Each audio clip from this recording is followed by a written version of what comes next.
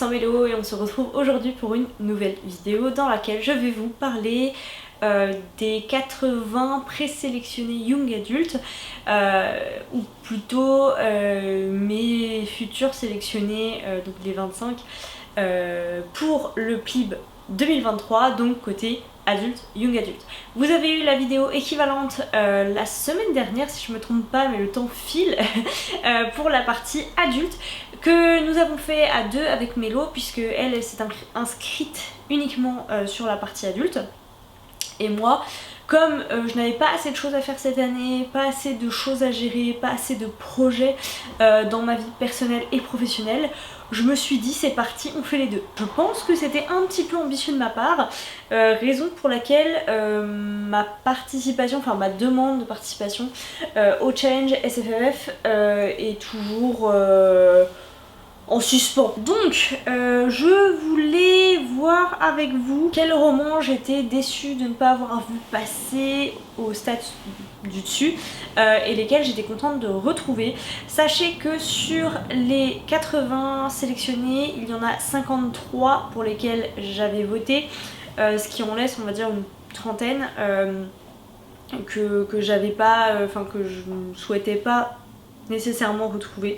Il y a quelques titres qui ont été sélectionnés mais sans grande surprise que je ne souhaitais pas vraiment retrouver parce que j'ai déjà eu des avis ou des échos ou parce que tout simplement j'ai des a priori, hein, c'est aussi le jeu, c'est quand même très subjectif, donc je ne dis pas que c'est toujours basé sur de bons critères de choix, mais parmi ceux-là, moi je n'ai pas voté pour l'Empire des femmes de Cassandra Lambert. Je suis pas archi convaincue par le pitch d'une société matriarcale et une jeune femme qui se rebelle contre sa société pour sauver un homme promis à l'esclavage. C'est difficile d'exprimer ce que je ressens vis-à-vis de ce roman en fait. J'ai essayé de vous expliquer mon ressenti et j'ai pas réussi.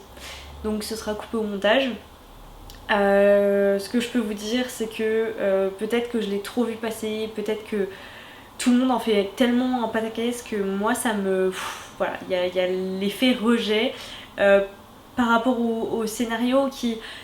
peut-être m'aurait plu dans d'autres circonstances. Là voilà, ça me... non, je comprends pas, non, voilà. Donc non, celui-là je suis pas méga contente de le retrouver. Il y a également Hybride aux éditions Scrineo je crois.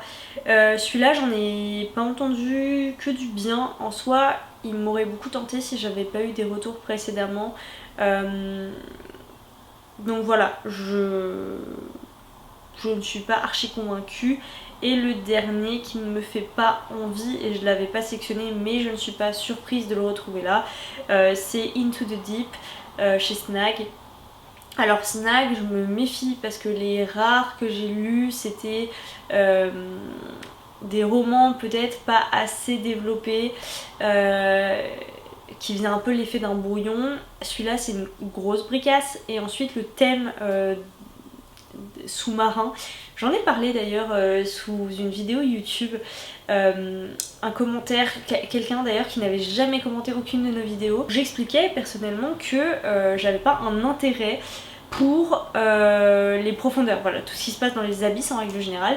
Et donc il me disait mais alors pourquoi le chroniquer si de base vous n'avez pas d'intérêt pour ce monde là.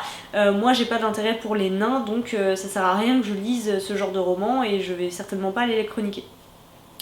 Je lui avais répondu bien gentiment que ce n'était pas une passion, c'était pas quelque chose qui me faisait envie, donc naturellement je n'irais pas vers ce titre. Pourtant la couve est belle, il est beaucoup passé, j'en ai entendu beaucoup de bien, mais voilà, je suis pas surprise donc de le retrouver là, mais avec tous ces éléments vous comprendrez que peut-être je ne sois pas archi motivée de le retrouver là, et en plus je pense qu'il a de grandes chances de passer au niveau dans les 25 très clairement. Il y a un truc qui me marque dans cette sélection pour avoir parcouru plusieurs résumés, c'est le thème de l'orphelin qui revient très régulièrement dans les héros jeunesse young adulte. Et en fait au bout d'un moment je sais que quand je voyais ce terme, j'étais un peu en mode on skip et voilà, il y en a trop pour moi. J'ai vu pas mal passer les anges mécaniques. ça se passe, et en fait c'est du fantastique et je sais que le fantastique j'ai un petit peu de mal, voilà, c'est pas mon genre préféré. Étonnamment je m'oriente vers quand il s'agit de jeunesse, je m'oriente plus facilement vers les romans qui sont classés science-fiction que quand il s'agit de romans adultes. Parce que je pense que ce sera plus abordable. Alors ce sera pas de la vraie science-fiction très clairement, mais j'ai moins de mal, alors que fantastique, je dirais que ouais j'ai un peu de mal, peut-être dans les deux cas d'ailleurs, adulte ou young adulte. C'est les romans comme ça que j'ai un peu, que moi, pour lesquels moi je ne voterai pas, mais que j'étais pas surprise de retrouver là. Parmi ceux pour lesquels j'ai voté, j'en ai vu aucun qui m'a manqué particulièrement. Sûrement parce que cette année j'ai lu assez peu de nouveautés, je pense. Je serais même pas surprise de ne pas en avoir lu un seul. Je pense que c'est ça. De l'année, je n'ai pas lu un seul des romans qui se trouvent dans cette liste. Alors il y en a qui m'ont fait de l'œil, j'en ai dans ma pile à lire, mais je ne les ai pas lus. Donc voilà. Bien comme ça, ce sera de la surprise, de la surprise, de la surprise. Par rapport à mes choix, ça a été un mélange d'un peu de tout. Alors vous l'avez compris, c'est beaucoup le résumé. Qui pour moi est très important, donc si le résumé est mal fait malheureusement, et ça arrive, je pense que je passe à côté de quelques pépites, il n'y a pas de doute là-dessus. J'ai aussi bien regardé pour certains les auteurs et les maisons d'édition un petit peu moins, c'est-à-dire que j'ai pas exclu des maisons d'édition, mais c'est vrai que quand j'avais un doute entre deux, je finissais par choisir en fonction de ce critère là. J'ai aussi mis les romans qui m'avaient fait envie au cours de l'année et sur lesquels j'avais eu plutôt des bons avis. Et puis le reste, je me suis laissée aller à l'inspiration.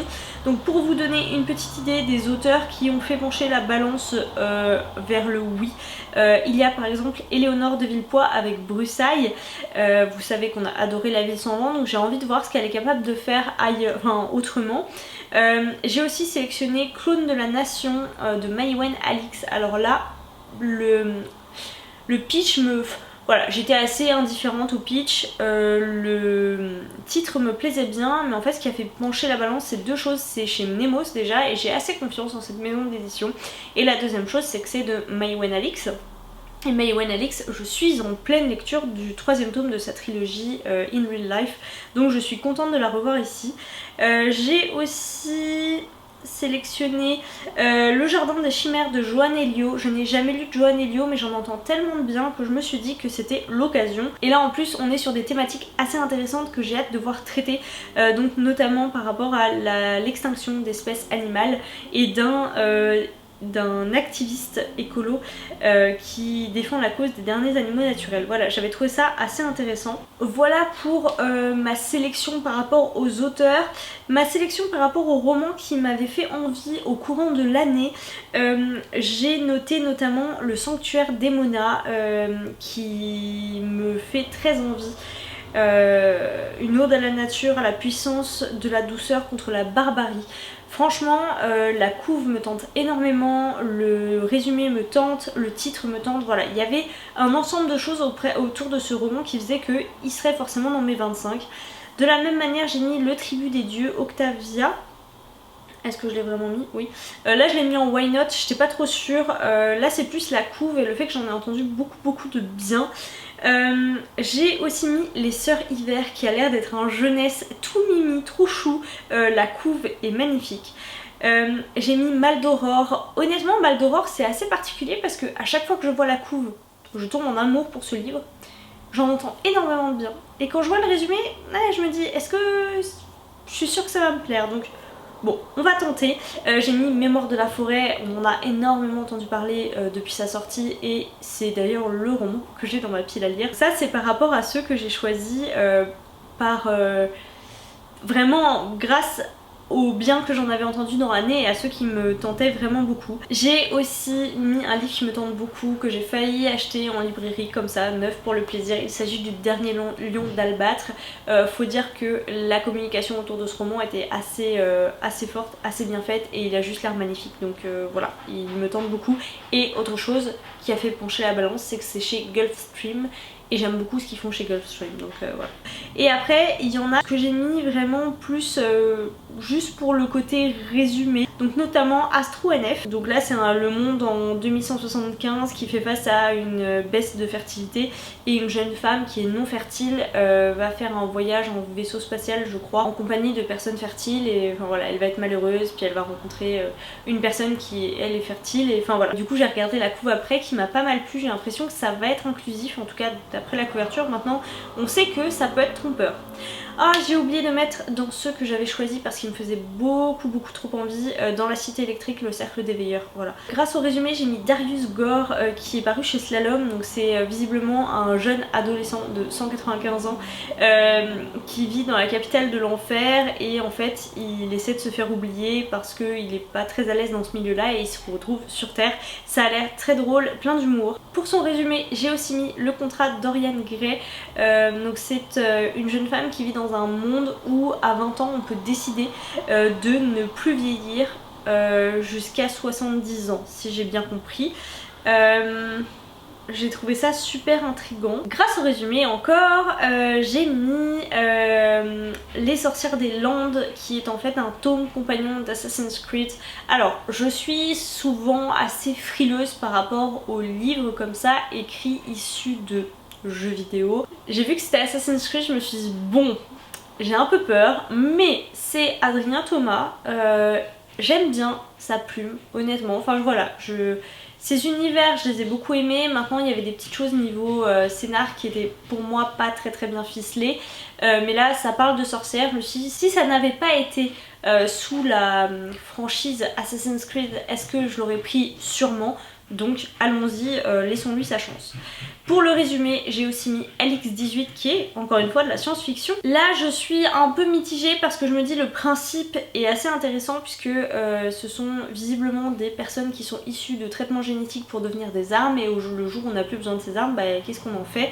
Et en fait lui il est catapulté dans la population civile et il se retrouve au lycée avec des gens comme les autres. J'ai un peu peur de ce que je peux retrouver dans ce milieu-là de lycée normal. C'est pas une période que j'apprécie particulièrement, et voilà, je sais pas comment vont être traités et les personnages et les relations entre les personnages, donc j'attends de voir ça. Et les deux derniers que j'ai mis grâce à leur résumé, c'est Nos Destins Sombres, qui est paru aux éditions du Chat Noir, et qui est une revisite du mythe d'Orphée. Je suis pas trop sûre, mais il y avait quelques mots dans le résumé qui m'ont bien plu. Bon, déjà le côté Orphée, le côté Santa Muerte, puisque sa famille voue un culte à la Santa Muerte, et lui il va essayer, je crois, de ressusciter son petit ami, ou alors de retrouver son petit ami qui est dans le monde des vivants. Donc voilà, je trouve que c'est inclusif mais sans être étiqueté tel quel, donc ça me plaît, vous le savez. La Nouvelle-Orléans, les personnages, enfin voilà, il y a un truc là qui se passe. Et enfin le dernier, c'est aussi de la science-fiction, mais là je sais pas, il y avait un petit côté peut-être thriller qui me... Je sais pas, ça me fait penser, donc ça s'appelle Sous-sol, et c'est un post-apo.